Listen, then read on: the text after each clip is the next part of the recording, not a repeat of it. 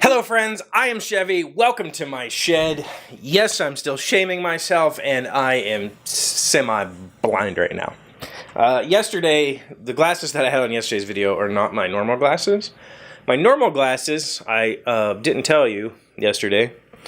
My nightmare came true. I normally keep them on the inside of my vest when I'm riding. I have a biking vest, like an actual biker vest that has this huge, I guess it's a pistol pocket, honestly, and it's massive. Like, I could probably fit a drill in this pocket. I'm not kidding you. So I usually just fold my glasses up, put them in there, and I have felt them ride up on occasion, but they've never fallen out. Well, yesterday they fell out, and I had to go find them. They had been run over on the road. So I'm without glasses, and I thought that I had saved my old pair of glasses, but I think I just recently threw them away as I was cleaning. I thought the box was empty, but I think they were in there. So the glasses I had on yesterday are like 5 years old, and they're useless. My stigmatism, when I got the splinter in my eye a while back, a year or two ago, my astigmatism changed dramatically, and so now I need different glasses. The good news is I can see pretty well.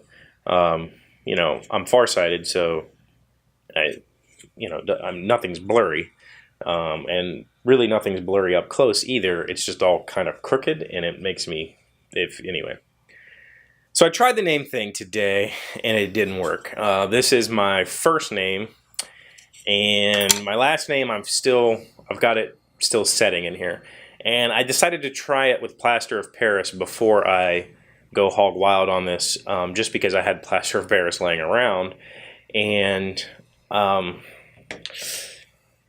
my worst fear came true, and that is that it grips this plastic a little too tightly. And I even sprayed this with silicone. I have like silicone spray that I used to have as a mechanic.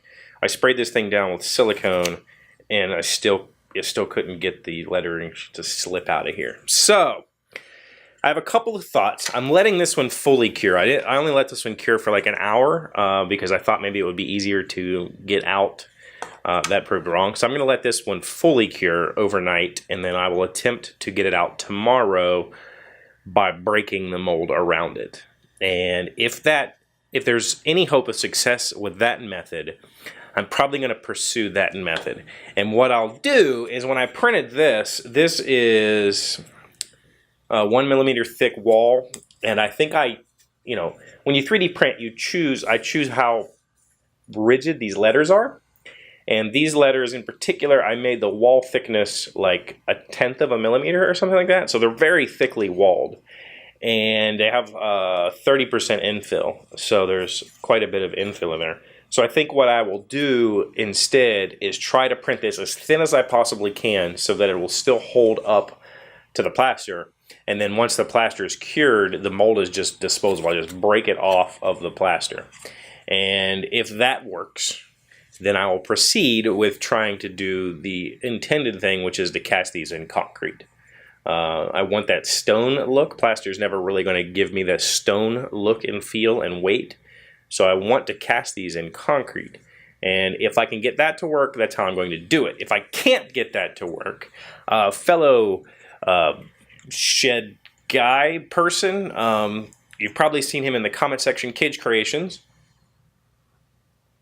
informed me that very recently he did a video about casting from 3D printing, and I went and checked it out. I'll put a link in here. Go check him out. He did a positive,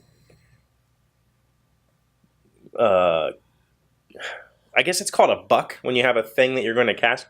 So he took a positive print, cast that first in rubber, and then was able to cast that with the rubber. So that might be the direction that I go. I think he said he got his rubber at like AC Moore or something like that. I'm not sure where. It looks like it came from a craft store because it's not the expensive like molding silicones that I see all the YouTubers use that I simply can't afford right now. So hopefully I can find some sort of casting rubber at a craft store, Joann's, or we have, let's see, we have AC Moore, we have Hobby Lobby, and we have one other one around here. So what I might have to do, if I can't get the sacrificial mold thing to work, then what I'll do is do it his way. I will print essentially a master that is what I want, cast that in rubber, and then I can cast as many times as I want from that. And if I do that, yeah, I'm not going to finish that thought, because every time I make a promise, I fail. So I have an idea that maybe we'll pursue. Once I get this casting thing working, we're going to pursue some stuff maybe for you guys. That's the plan, I think. All of this crap, all of this stuff, you see 2x4s and all of this stuff, Alina's art project, everything that I do in here is experiment. Like I don't have a product line that I come down here and I make, something for Etsy. I don't have any sort of thing that I do on the regular, other than I do things for my mom. Back here I have craft patterns. I cut craft stuff out for her to sell.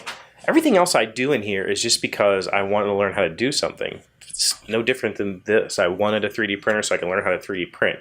I want to use my 3D printer to learn how to cast and mold things. And so maybe something will come of that. I don't know until I try it.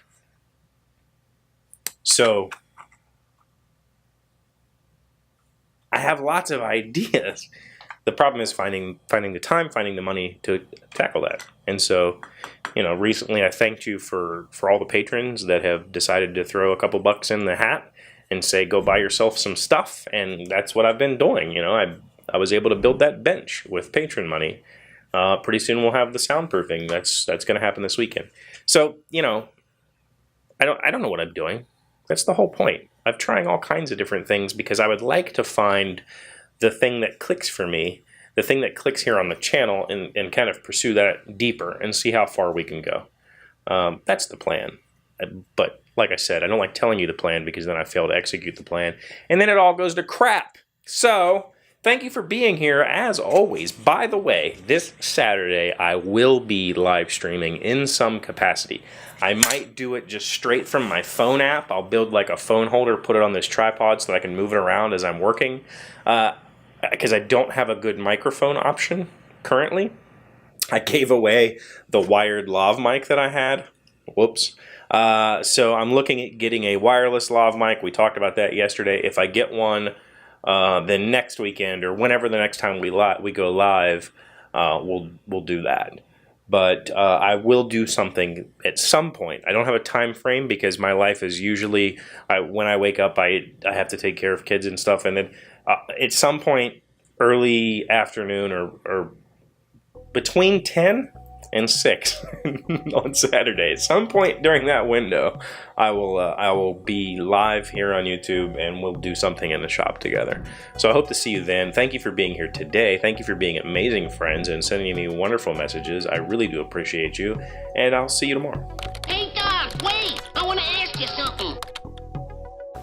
Today's random fact comes from Wikipedia. Who sings the song Monster Mash? The Monster Mash. Monster Mash is a 1962 novelty song and the best known song by Bobby Boris Pickett. The song was released as a single on Gary S. Paxton's Garpax Records label in August of 1962, along with a full-length LP called The Original Monster Mash, which contains several other monster-themed tunes. I know that song very well, but I had no clue who wrote it. Interesting.